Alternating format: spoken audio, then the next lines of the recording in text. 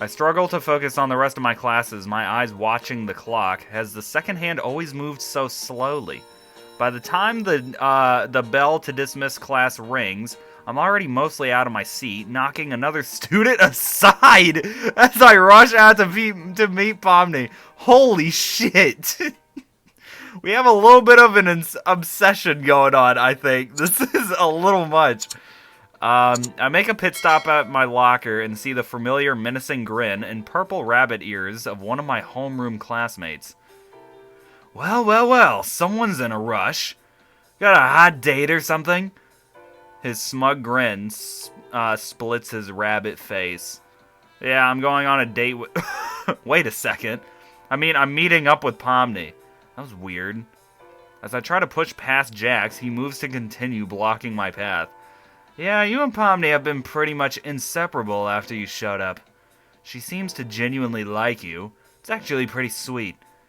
Thanks. I bet she'd feel pretty betrayed if you didn't show up to that thing tonight, huh? What thing? Jax rolls his eyes, but instead of responding, he shoves me. What the fuck? Hey!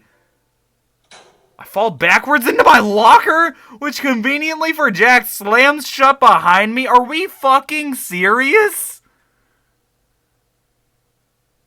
No, what are we doing? What are we doing right now? Jax! I shout. I can hear my own voice reflected back at me, metallic. Jax. Let me out. I peer through the slits in my locker. The walls seem to close in around me. Jax. Because, you know, it echoes, so, yeah, y'all get it. All I can do is bang against the door, screaming my lungs out as I try to escape this hell. There's no way Jax knew I was claustrophobic when he pushed me into the locker. But right now, it's all I can do to stave off an incumbent panic attack. Somebody, anybody. My own voice is sluggish in my ears as reality seems to stretch out before me. Then the world goes dark like a snuffed candle. Am I gonna fucking die? What happened? Am I gonna get jump scared? What is happening? Why is it still dark? When the lights do eventually come back on, everything is still dark. I wave my hand in front of my face and register no movement at all. The only way I know I'm awake is the dull ache in the back of my head and the heat of my breath in my locker. As I peer out of the slits of my locker, I see something, or someone short, walking through the hallway. It's Pomni. I bang the door. Pomni, is that you? Skibbity toilet? Her voice is like an angelic chorus piercing through the What? Oh my god, what is that word? Stygian? Stagian. I don't think that's a real word. The fuck-ass darkness of my locker interior. Pomni, I'm in the locker.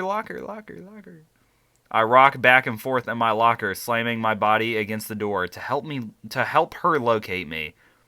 Okay, calm down. What's the combination? 69, 42, 57. With a click that feels heaven sent, the locker door opens. Before I can think, I fall forward, wrapping Pomni in my arms. Aww. Skibbity toilet? How did... Jax, he shoved me. Only now do I realize how tightly I'm holding Pomni. Embarrassed, I jump back, almost slamming myself backwards into my locker again. No, that was me. Sorry, I didn't mean to... It's fine, don't worry about it. She mercifully interrupts me before I can stumble over my words any further. My response comes out in a rush. Pomni, I'm so sorry, I was heading back and then the locker and I got stuck and... I search for words, but find none. I'm sorry, you must think I'm a bad friend. Pomni rubs her arm. Yeah, I do think you're a bad friend. Well, I mean, I was pretty disappointed, but I thought I maybe said something weird or you just forgot about me. Wait, don't we have the Wacky Watches? Why didn't we text her through the Wacky Watch? I just not thought about that. Why didn't... we could have averted this, right? We have the Wacky Watch. Wow, I did not read that. I said... wait. Oh, her face falls a bit as she trails off, and my heart begins to break. I couldn't ever forget you, Pomni. And then we go back. I couldn't... Oh, I just read that. The spark returns to her eyes as she smiles up at me. I was just stuck in that stupid locker. I think I passed out there for a few hours. You, passed out? Yeah, it's kind of embarrassing. I'm really claustrophobic, and Pomni cuts me off. It's okay, Skibbity Toilet. I shouldn't have just assumed you forgot about me. I'm sorry you got stuck in your locker. Speaking of, what time even is it? Pomni looks down at her wacky watch, which we have one, by the way. 9:45. Huh, guess I was out for a long time then. Do you still want to do some scavenging?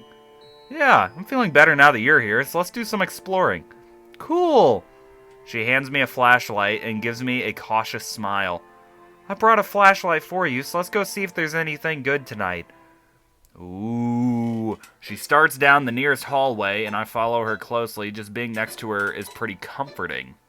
The shadows seem to loom from every corner around me. I'm glad for Pomni's company in more ways than one as we explore the spooky, empty school.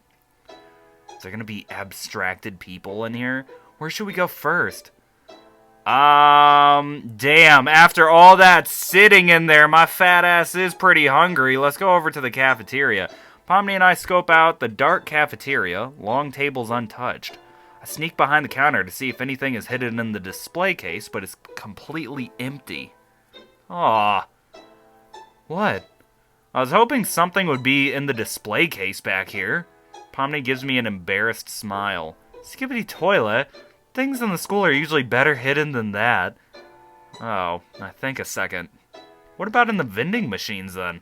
I cut my hands over the glass and peer inside, but it's just stale snacks and expired soda cans. Well, who's the person who takes care of that? We gotta tell Kane about that. There's some kind of Coca-Cola variant called Coke Kane. Oh, no way. But that's... Wait. Oh, nah, I can't say that all in one sentence, I think. YouTube may get this, like, blacklisted. But that's stocked during school hours. The cafeteria is so big, we managed to pass a lot of time searching it without talking to each other. When Pomni speaks aloud again, I almost let out a gasp of surprise.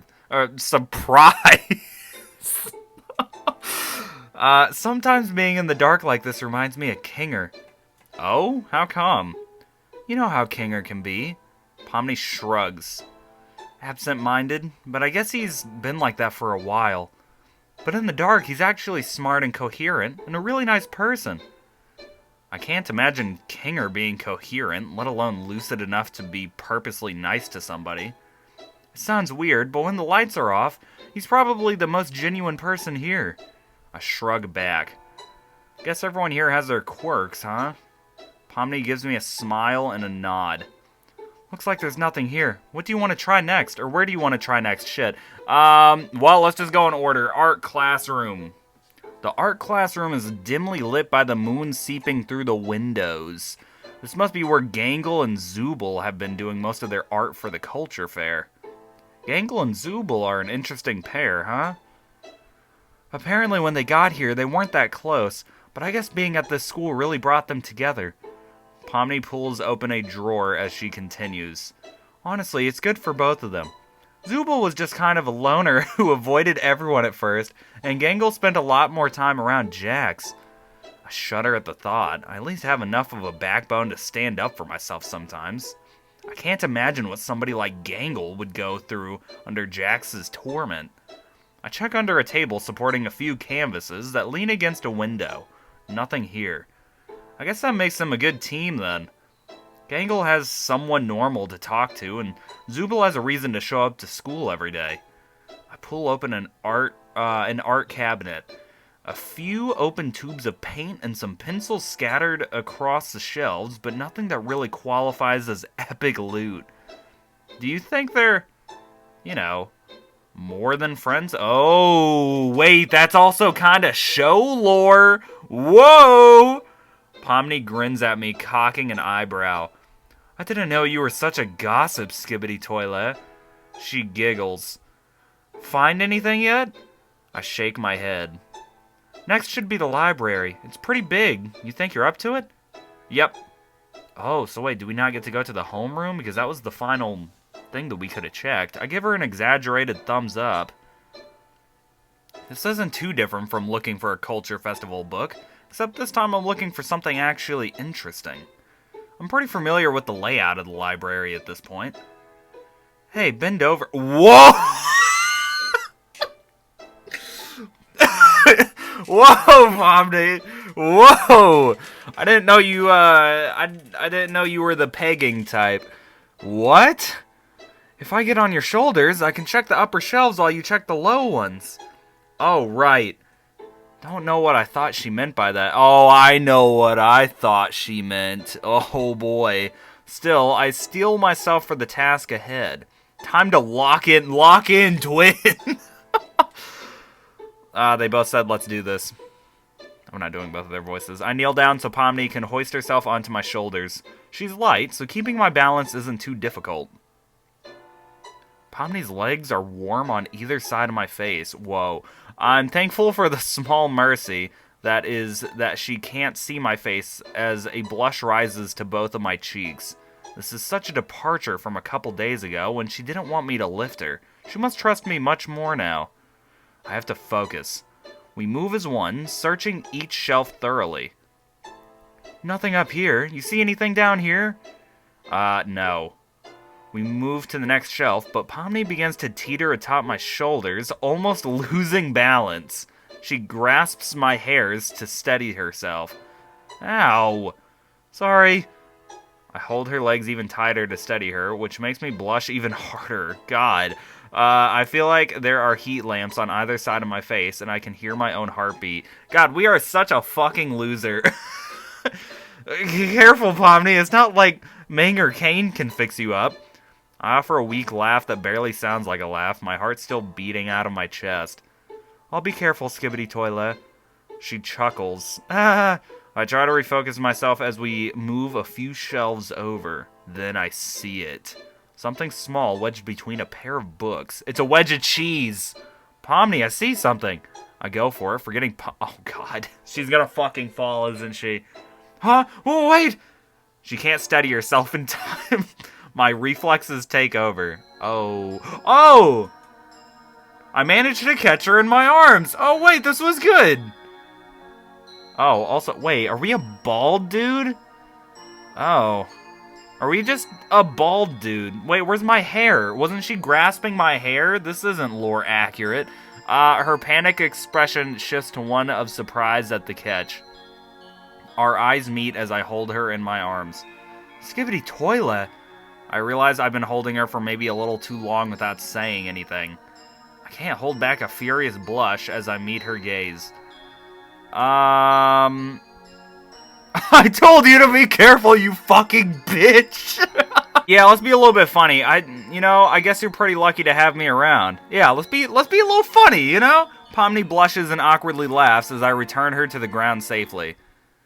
Yeah, I'd say so. She turns away from me. Anyway, let's see what you got. I pry two books apart, pulling out something that caught the light when we were searching earlier. Oh, an MP3 player. Interesting. Old school. No screen or anything, just a jack for headphones, an option to play, pause, and next. No way! You think it has music on it? I guess it could. Do you have headphones for it? POMNI thinks for a moment before motioning for me to wait a second. She disappears into the depths of the library before returning. What do you mean? So what, she just found a pair of headphones too? Yo, we're ballin' right now. Did she just go searching for a pair of headphones and she just found a pair? What are the odds? Snag these from the... Oh, yeah, because guess what? There's a computer there. Of course you did. Snag these from the librarian's desk. Let's listen. Oh, hey, also, there's been a computer here this whole time. Why didn't we just look up what a culture festival was? We're fucking stupid. It's a pair of black wired earbuds.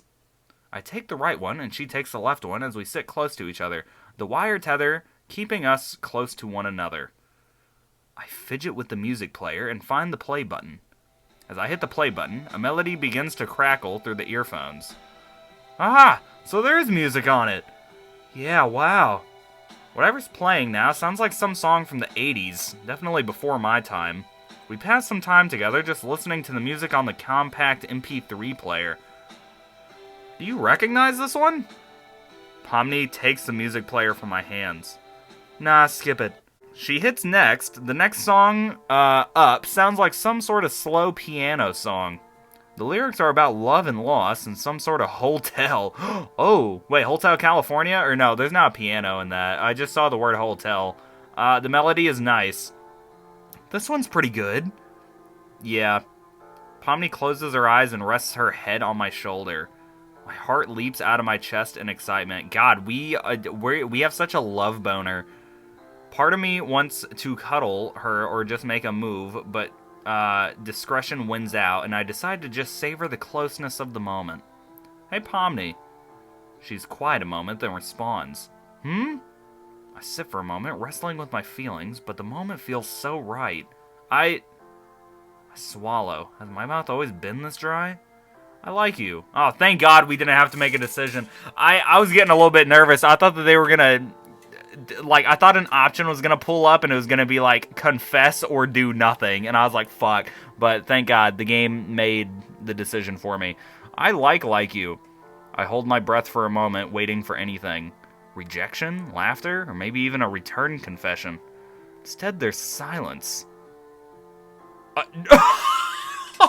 She fell asleep. She doesn't give a fuck.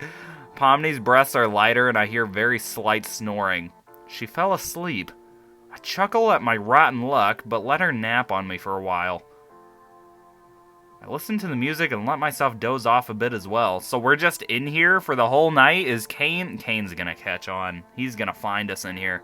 Oh, when I wake up, it's still dark out, but the clock says it's a few hours past midnight. I pause the music, which was still playing softly in our ears, and lightly shake POMNI. Psst, POMNI, we should probably get back to the dorms. She offers a groan of protest, but I shake her a bit and she nods, getting up and following me out of the library. When we get back to our dorms, the sun is already starting to rise. Wow. I try to hand her the music player, but she shakes her head and closes my fist over it. This was your find. You keep it. Besides, maybe I'd like to listen to it with you more sometime. She offers me a playful smile, heading back to her dorm before I can think of a response. See you soon. Yeah, see you in like, what, 20 minutes? She calls back to me, waving at me before she enters her own dorm. Oh, I'm in a daze as I enter my own dorm, mind reeling at the day, or rather the night's events. I know I don't have much time until I have to start getting ready for the day. Even with the little sleep I got, I feel refreshed. More than a little excited to see POMNI again so soon. Wow. Day 3 complete. Good job. Woo!